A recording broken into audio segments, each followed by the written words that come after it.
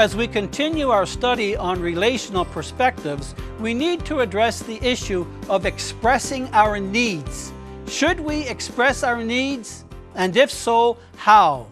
If you have legitimate needs in a relationship that are not being met, should you risk conveying criticism and rejection by expressing your needs? Is that legitimate?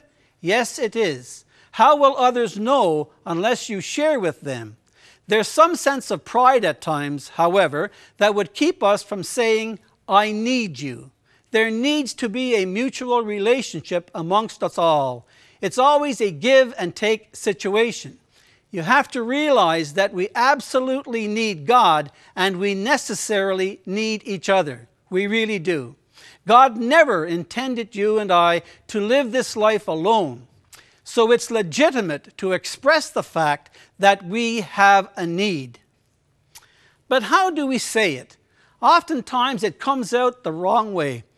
So yes, express your needs, but express them in such a way that you don't impugn the other person's character. For example, you may feel unloved in a relationship, so you say, you don't love me anymore. Or you think your spouse doesn't value you, so you say, you make me feel worthless. Or you feel a distance developing between you and your friend, so you say, you never write or call. Now, you haven't really expressed your need. You criticize the other person. You are usurping the role of the other person's conscience. By pushing off your need as that person's problem, the person will probably respond by getting defensive, further straining the relationship. But what if you expressed your needs this way?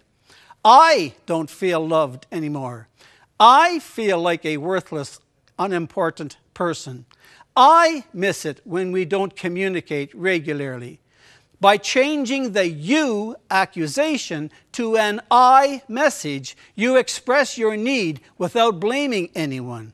Your non-judgmental approach allows God to deal with the person's conscience and turns a potential conflict into an opportunity for ministry.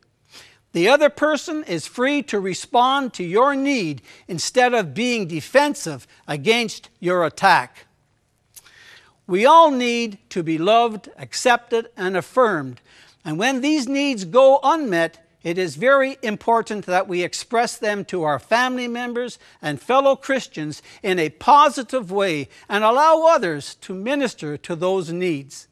Unmet, legitimate needs are a basis for temptation.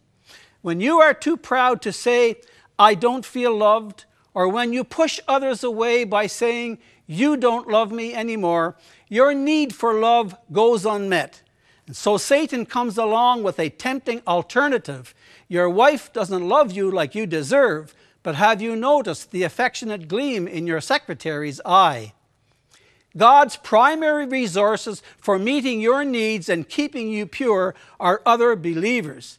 The problem is that many go to Sunday school, church, and Bible study wearing a sanctimonious mask, wanting to appear strong, and together they rob themselves of the opportunity of having their needs met in the warmth and safety of the Christian community. In the process, they rob the community of the opportunity to minister to their needs, one of the primary reasons God gathered us into churches.